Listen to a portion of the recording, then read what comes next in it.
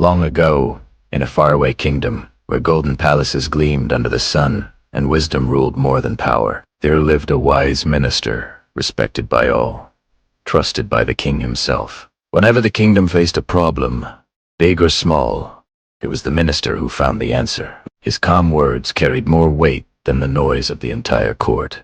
But not everyone liked that. Some whispered behind his back.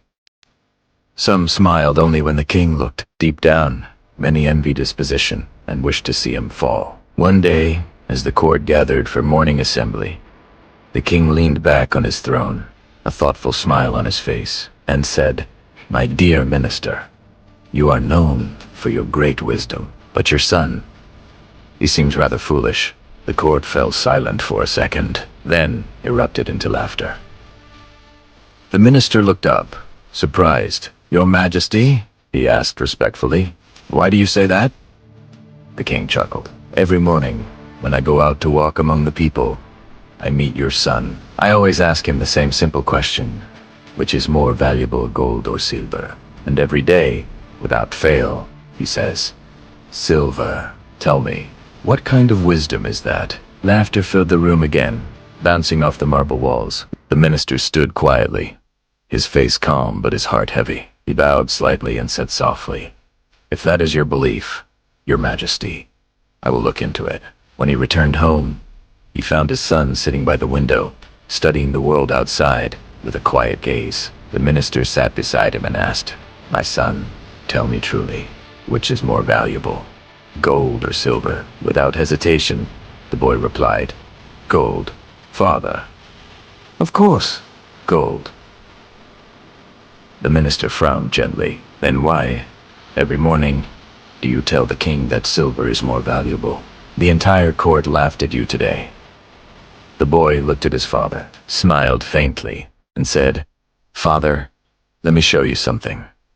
He walked to a small wooden box near his bed, opened it slowly, and turned it toward his father. Inside were dozens of shiny silver coins, neatly arranged in rows. "These," he said quietly, "are the coins the king gave me, one every morning." The minister blinked, puzzled. "What do you mean?" the boy continued. "Every day, the king places 2 coins before me, 1 gold, 1 silver, and says, 'Take whichever is more valuable.' And every day, I pick the silver coin." He smiled softly. "If I ever choose the gold one, the king will know I understand the trick. He'll stop asking me, and I'll stop receiving coins. I'd rather earn a silver coin every day than take a gold one once and lose the chance forever." The minister stared at his son, speechless. The boy's voice softened. "The king laughs because he thinks I am a fool, but I know exactly what I'm doing. I'm not collecting coins, father. I'm collecting patience, discipline, and a long-term reward." Let them laugh. I'll keep learning quietly. For a long moment, the minister just watched his son, the gentle confidence in his eyes, the peace in his tone. A slow smile spread across his face. That night, he realized something profound. Sometimes, true wisdom doesn't shout.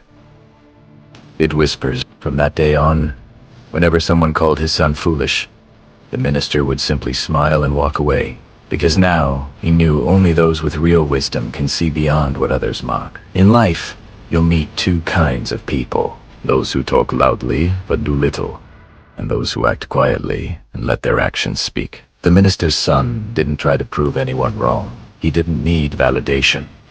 He understood that true success isn't about being seen as wise. It's about being wise when no one is watching. So, if you know what you're doing is right, don't waste time defending yourself. Let the world laugh.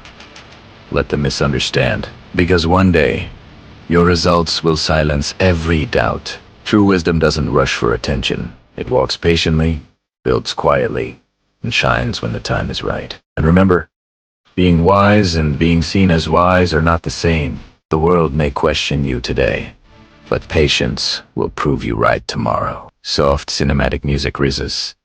Emotional outro builds. If this story touched your heart or made you think, give it a like, share your thoughts in the comments, and don't forget to subscribe to TaleVerse, where every story comes alive.